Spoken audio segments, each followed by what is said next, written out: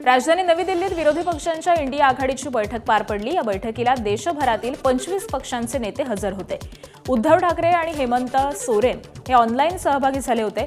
या बैठकीमध्ये 5 मुद्द्यांवरती एकमत झालंय। पहिला मुद्दा म्हणजे मतदार यादीतील कथित गैरप्रकार आणि मतांची चोरी या विरोधामध्ये सरन्यायाधीशांना पत्र लिहिलं जाणार आहे। दुसरा मुद्दा म्हणजे नीट यूजी पेपरफुटी प्रकरणामध्ये केंद्रीय शिक्षण मंत्री धर्मेंद्र प्रधान यांचा तात्काळ राजीनामा द्यावा अशी मागणी करण्यात आली आहे। तिसरा मुद्दा देशातील आर्थिक परिस्थितीवरती चर्चा करण्यासाठी सर्वपक्षीय बैठक बोलावण्याची मागणी आहे। त्याचबरोबर चौथा मुद्दा म्हणजे इंडिया आघाडीची बैठक दर 2 महिन्यांनी होईल आणि पुढील बैठक 8 ऑगस्ट रोजी हैदराबाद इथं आयोजित करण्यात आली आहे। पाचवा मुद्दा म्हणजे संसदेमध्ये सर्व विरोधी पक्षांमधील समन्वय कायम ठेवण्याचा आहे।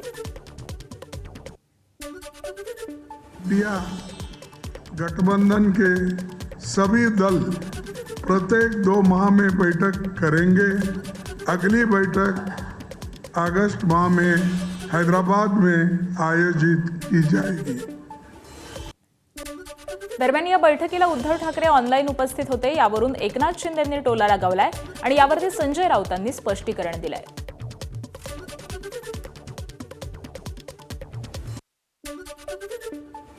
या इंडी आघाडीमध्ये देखील आपण पाहिलं की आम आदमी पार्टी नव्हती, DMK नव्हती, त्याचबरोबर TVK नव्हती आणि काही लोक तर ह्या लोकांनी बहिष्कार घातला होता आणि काही लोक तर फेसबुकवर आले, फेसबुक लाईव्ह केला आणि स्वतःचं बोलले आणि दुसऱ्यांचा फेस न बघता निघून गेले। हे उद्धव ठाकरेबद्दल बोलताय सर तुम्ही? नाही, मला माहीत नाही। आमचा पक्ष पूर्ण वेळ त्या बैठकीला हजर होता। मी तुम्हाला सांगतो, माननीय उद्धव ठाकरे हे जवळजवळ 1.5 तास त्या बैठकीवर उपस्थित होते। सुरुवातीला जेव्हा त्यांची बोलण्याची वेळ आली तेव्हा ते पूर्ण वेळ बोलले, थांबले आणि त्यांनी सांगितलं की यापुढे संजय राऊत हे बैठकीत उपस्थित राहतील।